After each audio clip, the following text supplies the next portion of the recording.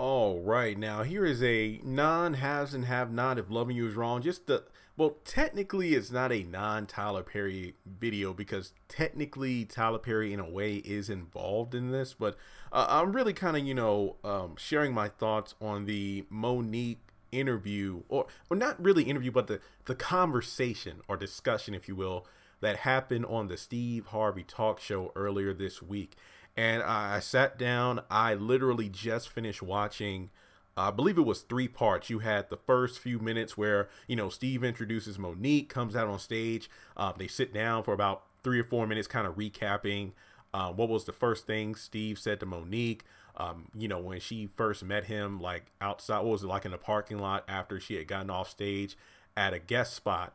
And she was with her mother. Steve was like, "You a millionaire, but you don't even know it yet." Pretty much those inspiring words that really kept her going through the dark times, and really congratulating Monique on being the first black female comedian with a Las Vegas residency, and definitely applause to her on that. And Monique is talented. I'm not here to say anything opposite of her being untalented. I think she is very talented. And then we get to the next two video segments on the Steve Harvey YouTube channel, basically getting real. This is when the conversation gets real. And let me just say, I definitely see both sides of this conversation. Really, it is interesting that this conversation is happening pretty much about a year later. A year later, around this time last year, you had the Monique calling for the Netflix boycott and getting blackballed, and a lot of things being said about, pretty much it was a good that this conversation happened. And I'm going to be completely honest here. I think it was great that Monique alone was here with Steve rather than her husband, I believe Sydney, there as well, because I'm glad this conversation happened. Now, there were some things where I feel like Steve Harvey kind of contradicted himself. I do feel like he did kind of over talk Monique in several points and didn't answer her questions. But at the same time, Steve Harvey isn't getting a good rap from a lot of, black people to begin with, with the whole cooning and buffooning and dancing for the white man and meeting at Trump Towers and everything and things of that nature. But if I were to say one of the best points Steve Harvey made, it's the fact that, yes, when it comes to being black in the world we live in, we got to move a bit differently. Like, we can't, we can't really show who we are in terms of, flexing on other people without it being backlash, in terms of, there are consequences to your actions. So Monique getting on stage, telling Oprah, Tyler, and Lee Daniels to, if she had one, suck her private parts, there would be repercussions for doing that. And I absolutely agree. And Monique was saying, well, I'm a comedian and it was done in humor, and that's my freedom. When I'm on stage and doing comedy, it's freedom.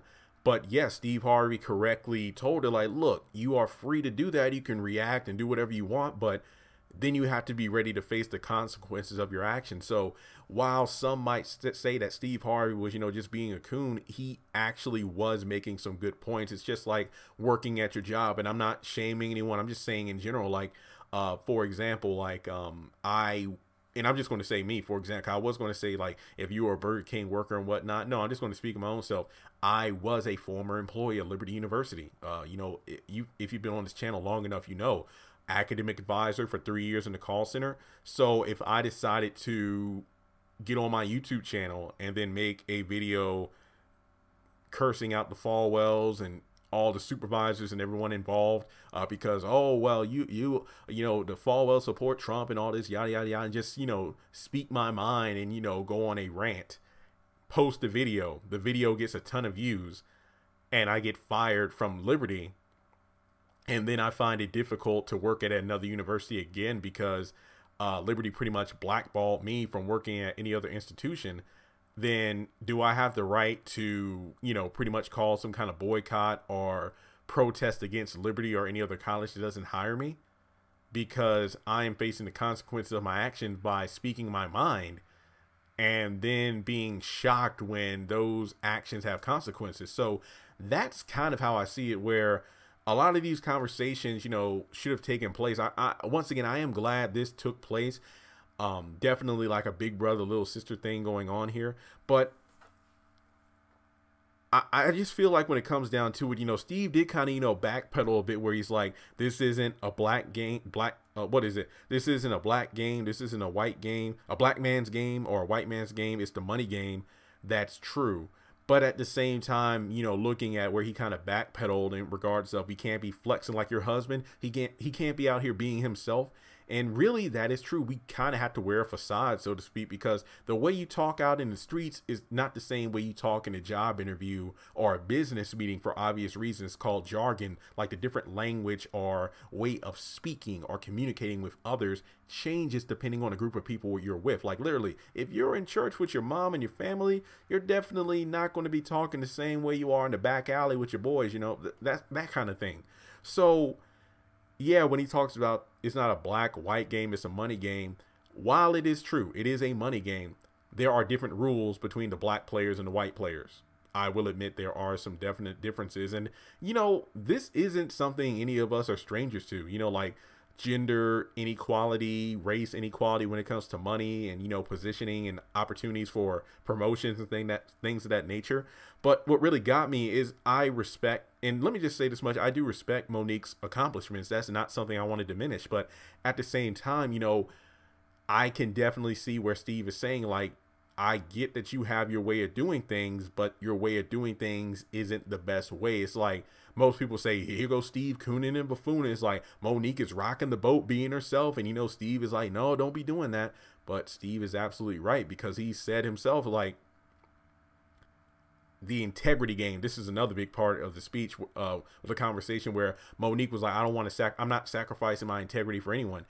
I'm just saying, getting on stage, telling people to suck private parts, I don't really see the integrity in that whatsoever. That's just my thought. And, it goes back to Steve saying, well, like, look, if I pull what you pull, like, let's say, and this is kind of me paraphrasing what he said, but just imagine Steve Harvey on his show. Like, let's say Monique wasn't on there. Let's just say it was an everyday episode.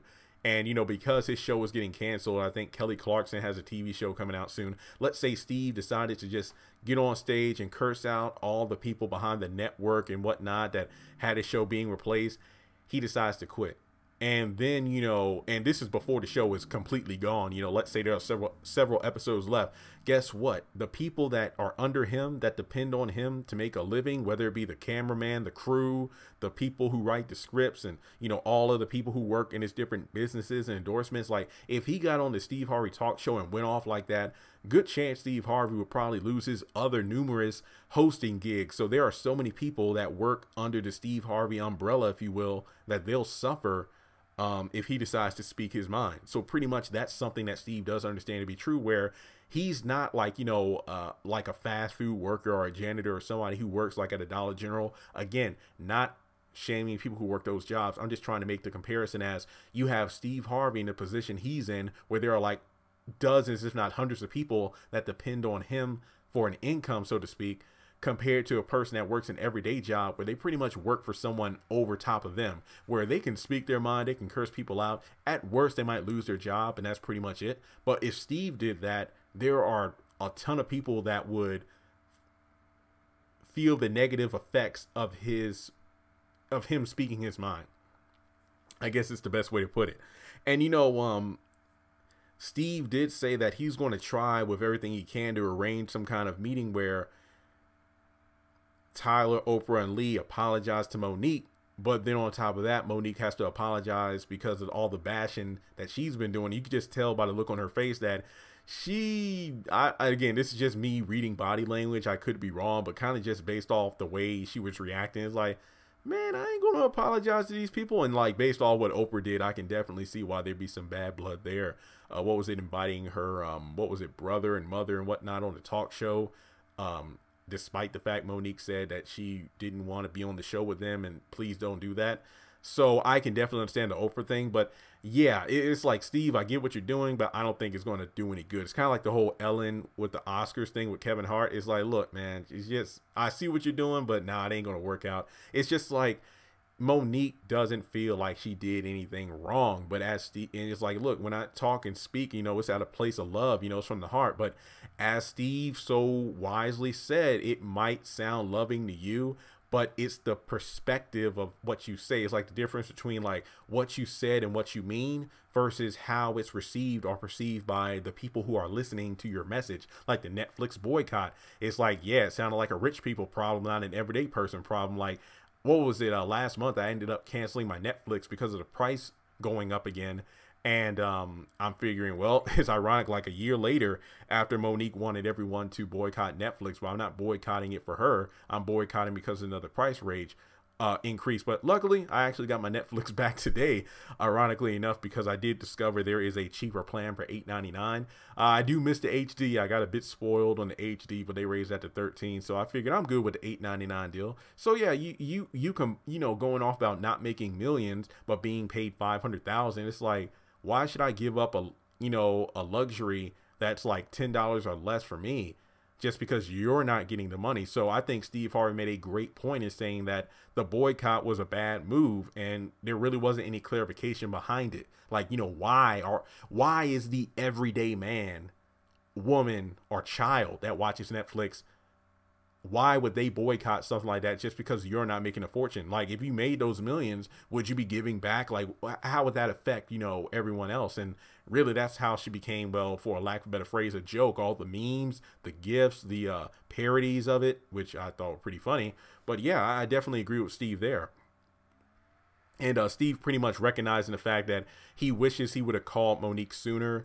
And, pretty much kind of, even though he's like, look, even though I didn't make the call when I should have, there were times before things kind of escalated to where they were, last year. I told you, I think you're going about this the wrong way, which again, I don't think Steve is cooning and buffooning. He's literally saying you just can't go out publicly and curse out people and say this and do this and then expect yourself not to be blackballed. I think that's one of the realest thing that was said during that conversation. And people have been, I was reading the comments on YouTube videos and I agree, like Monique is the example from the Dave Chappelle skit where keeping it real goes wrong. And I can definitely agree with that. Like, you just can't act and say whatever you want and however you feel without there being repercussions. Like, you have to be careful how you communicate these things. Like, by the sound of it, it sounds like Monique was done wrong. But once again, I agree with Steve. The way that she went about it was a bit, wrong. And then, the conversation was like, it's like at the point where I want to punch you in the face because, you're my brother. So it sounded like a couple of siblings, going at it. But I think they both made good points. I do agree. I feel like both of them made good points. It's just the fact at the end of the day, Steve did cut her off several times. I do agree with that. I just feel like I hope those two actually had more of a conversation when the cameras stopped rolling. But at the same time, it's just that Steve was making very, very good points. I don't know. I would be very interested to see if this apology actually occurs. But I think, like, when you've been wronged by someone, I don't think there's any coming back. So even if there's no apology and whatnot, I wish Monique the best. I'm very happy that she's the first black female comedian with a Las Vegas residency. So I'm not really going to come up here and say that, she needs to get new management. Her husband's ruining her. I'm not really here to talk about that. I'm really talking more about the conversation that went down on the Steve Harvey show a couple of days ago. So those are my thoughts. I'm glad this conversation happened. In regards to her husband, I am glad that it was just her and Steve, because with those leaked phone calls between her and Tyler Perry, I think that once again, if you go back and listen to those phone calls, it didn't really paint Monique in a good light, because Sydney there, Tyler was seemingly making progress, but then Sydney was just gassing up Monique and just making the conversation awkward, and it was just crazy. So let me know your thoughts in the comment section below. Be sure to check out the interview on the Steve Harvey Show YouTube channel if you haven't done so already, and I'll talk to you soon. Congratulations on making it to the end of this video. If you like what you saw, be sure to hit that thumbs up button, as well as leaving your thoughts in the comment section below so we can keep the conversation going. On the left hand side of the screen, you should see a picture of Jeffrey Harrington. You can click on him in order to subscribe, but also hit the bell notification icon. That way you don't miss out on any new content. Also, you should see some videos appearing on the screen as well that I'm pretty sure you'll enjoy if you enjoyed the one you just saw. But also, be sure to follow me on social media such as Facebook, Instagram, and Twitter. Links to all my social media will be in the description below. And in order to help this channel hit 100,000 subscribers, I'm going to need your help. So make sure to share this video as well as the channel around with all of your friends on your own social media. But once again, thanks so much for tuning in, and I'll catch you all in the next video.